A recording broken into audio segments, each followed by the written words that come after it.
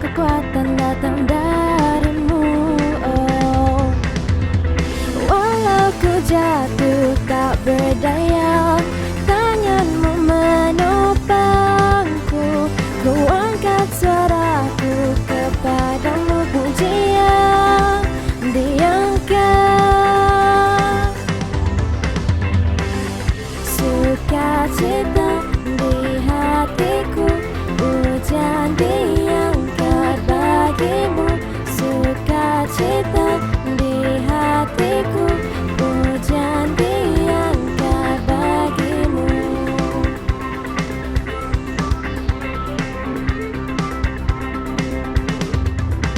Tak terukur kasih Yesus ada bagiku.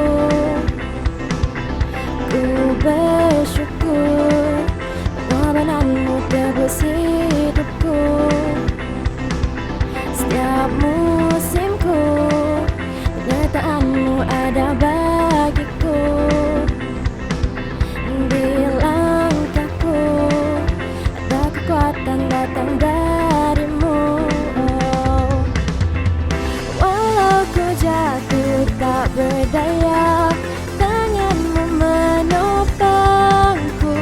Ku angkat suaraku kepadamu, pujian diangkat. Sukacita di hatiku, pujian diangkat bagimu.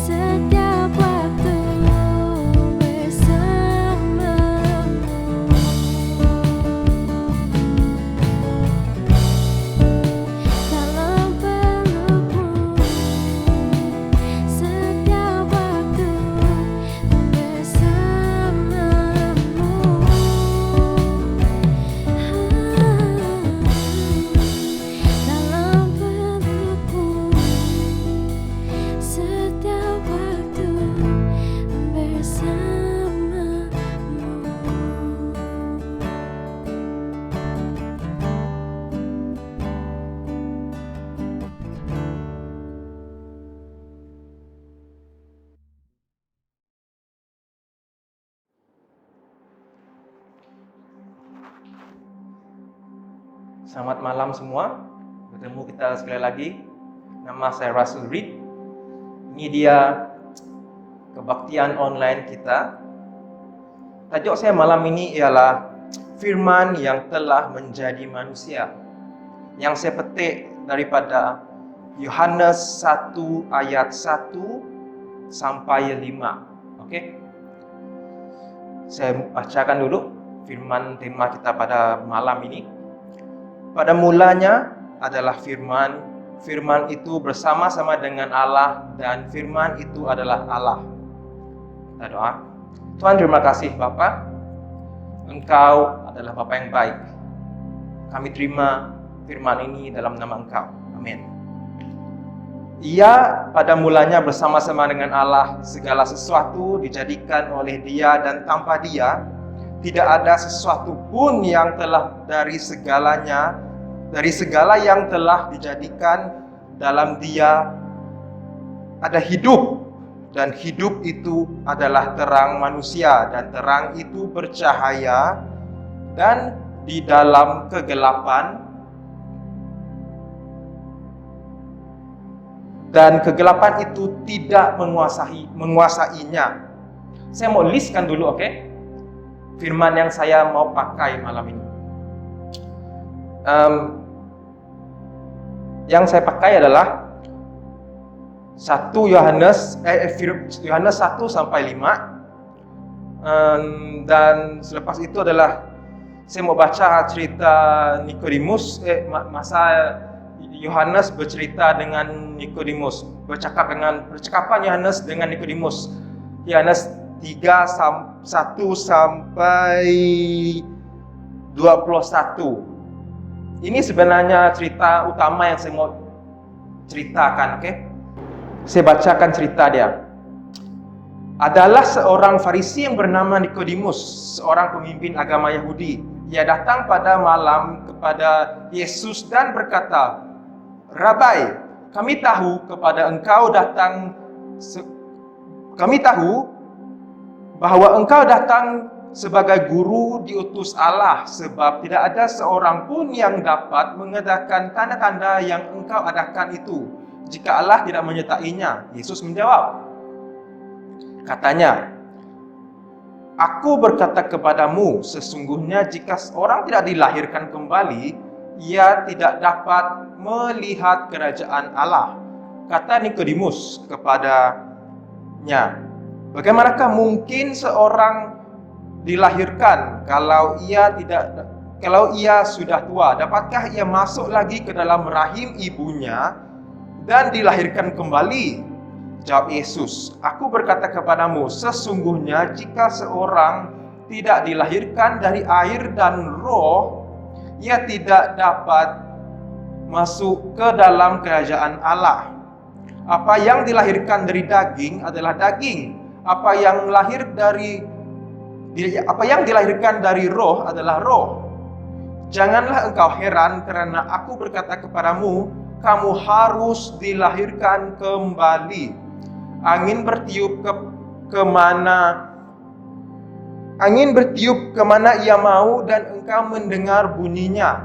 Tetapi engkau tidak tahu dari mana ia datang atau kemana ia pergi. Demikianlah halnya dengan tiap-tiap orang yang lahir dari roh." Nikodemus menjawab, katanya,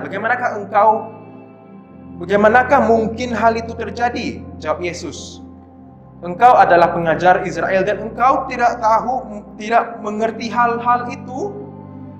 Aku berkata kepadamu, sesungguhnya kami berkata-kata tentang apa yang kami ketahui dan kami bersaksi tentang apa yang kami lihat, tetapi kamu tidak menerima kesaksian kami. Kamu tidak percaya waktu aku berkata-kata dengan kamu tentang hal-hal duniawi. Bagaimana kamu akan percaya kalau aku berkata-kata dengan kamu tentang hal-hal surgawi? Tidak ada seorang pun yang telah naik ke surga melainkan daripada Dia yang telah turun dari surga, yaitu Anak Manusia. Dan sama seperti Musa meninggikan ular di padang gurun, demikian juga Anak Manusia harus ditinggikan supaya setiap orang yang percaya kepadanya beroleh hidup yang kekal. Karena begitu besar kasih Allah akan dunia ini sehingga Ia telah mengaruniakan Anaknya yang tunggal supaya setiap orang yang percaya kepadanya tidak binasa melainkan beroleh hidup yang kekal. Ini yang saya mau tekankan, pas ayat nomor 17. Sebab Allah mengutus Anaknya ke dalam dunia bukan untuk menghakimi dunia, melainkan untuk menyelamatkannya oleh Dia, menyelamatkan dunia oleh Dia, oleh Yesus. Barang siapa kepadanya ia tidak akan dihukum. Barang siapa tidak percaya, ia telah berada di bawah hukuman, sebab ia tidak percaya di dalam nama Anak Tunggal Allah. Dan inilah hukuman itu, terang telah datang ke dalam dunia, tetapi manusia lebih menyukai kegelapan daripada terang, sebab perbuatan-perbuatan mereka jahat. Sebab barang siapa berbuat jahat, membenci terang dan tidak datang kepada terang itu, supaya perbuatan-perbuatannya yang jahat itu tidak nampak. Tetapi barang siapa melakukan yang benar, ia datang kepada terang, supaya menjadi nyata bahwa perbuatan-perbuatannya tidak dilakukan dalam Allah. Apa yang saya mau sampaikan hari ini sebenarnya kepentingan kita membaca firman, dalam 2-3 start daripada last week lah, saya mula balik baca. Saya sebenarnya sudah lepas daripada 4 Injil ini, tapi hati saya trigger balik mau baca Injil Yohanes. So saya baca balik. Pada mulanya adalah firman, dan firman itu adalah Allah. Dan firman itu adalah Allah. Dalam saya baca balik, nomor 4 yang paling buat saya rasa macam ada something loh. Dalam Dia ada hidup, dan hidup itu adalah terang dunia dan adalah terang manusia. Saya baca balik. Kalau kita kaji balik, Alkitab Perjanjian Baru ditulis dalam bahasa Greek. Oke? Ini saya mau ajar kita lah. Oke? Kepentingan kita untuk membaca firman Tuhan. Kalau kita kaji balik, perkataan hidup itu pada kata asal dia adalah Zoe, Zoe life. Godly life. Maksud dia sebenarnya adalah godly life. Tapi saya mau kita bawa, saya mau reverse balik. Kenapa kita harus baca firman Tuhan? Kalau kita baca balik Joshua 1 ayat 8. Dia kata sini, kamu boleh sementara saya bacakan, saya akan listkan semua firman-firman yang saya akan gunakan, oke? Ada sebab nanti saya akan coba terangkan satu. Janganlah 1 ayat 8. Jangan engkau lupa memperkatakan kitab Taurat ini, tapi renungkanlah itu siang dan malam, supaya engkau bertindak hati-hati sesuai dengan segala yang tertulis di dalamnya, sebab dengan demikian perjalananmu akan berhasil dan engkau akan beruntung. Oke? Kenapa akan beruntung? Mau baca balik. Yohanes 1 ayat 1. Pada mulanya adalah firman, dan firman itu bersama-sama dengan Allah. Siapa firman itu? Bersama-sama dengan Allah, dikata. Nomor 2, ya pada mulanya adalah, kita baca sampai 5a, saya akan terangkan slow. Pada mulanya adalah firman, dan firman itu bersama-sama dengan Allah, dan firman itu adalah Allah. Nomor 2, ya pada mulanya bersama-sama dengan Allah, segala sesuatu dijadikan oleh Dia, dan tanpa Dia tidak dijadikan sesuatu pun, tidak ada sesuatu pun yang telah jadi dari segala yang dijadikan. Dalam Dia ada hidup. Oke? Dan kata hidup itu tadi apa? Zoe. Maksud kata Zoe itu kata dasar, kata dalam bahasa Greek dia tadi apa maksudnya? Zoe life, oke? The Zoe life of God. Ini saya ambil saja dalam kata-kata maksud Zoe itu. The Zoe life of God brings life to man. Zoe life ini sebenarnya yang akan membimbing kita, dan Zoe life ini juga yang akan membawa kita lebih dekat dengan Tuhan. Ini dia sebenarnya kepentingan kita untuk membaca firman ini. Yosua 1 ayat 8 itu, jangan engkau lupa memperkatakan.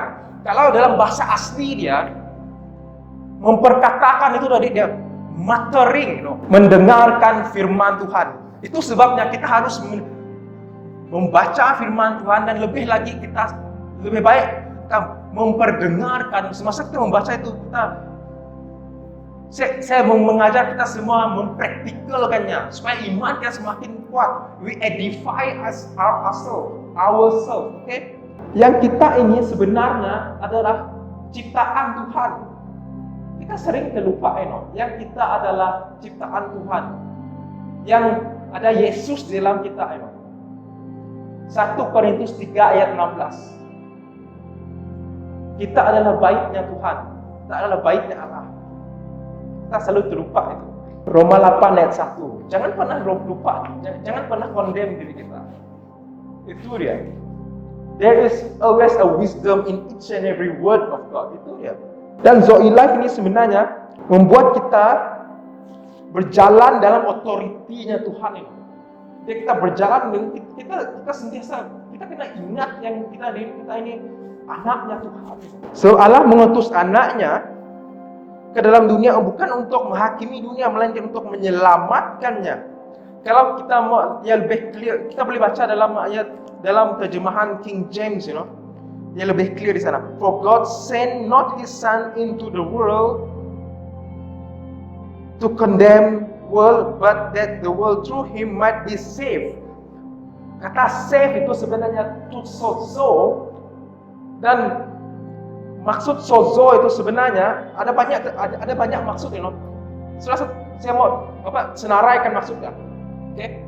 To save, to keep safe and sound, to rescue from danger, one from injury or peril, to save from suffering, to preserve, untuk menjaga, to deliver from penalty, to save untuk menyelamatkan daripada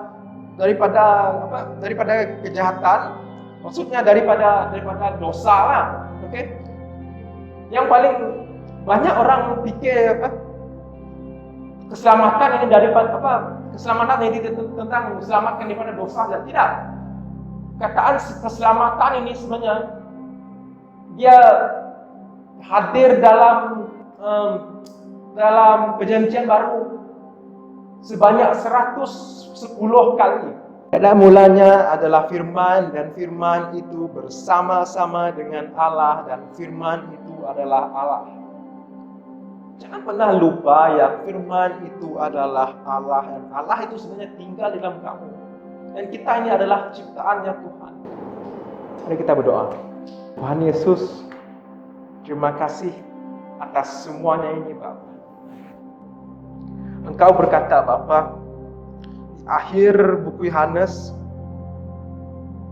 masih banyak hal lain yang telah diperbuat oleh Yesus, oleh Engkau sendiri, Tuhan Yesus. Tapi jikalau semuanya itu yang harus ditulis satu persatu, maka agaknya dunia ini tidak dapat memuatkan semua yang harus ditulis itu. Kau berikan kami revelation demi revelation tentang siapa Engkau, Bapa, yang seharusnya yang kami tahu. Terima kasih Yesus. Engkau adalah Allah yang menjaga kami. Engkau adalah Allah yang di sini untuk prosper kami, untuk mengajar kami, Bapa, untuk bersama dengan kami selalu. God that is Emmanuel, Father. Haleluya, Bapa. Terima kasih, Bapa. Semuanya ini, Bapa, kami minta dalam nama Engkau Yesus. Amin.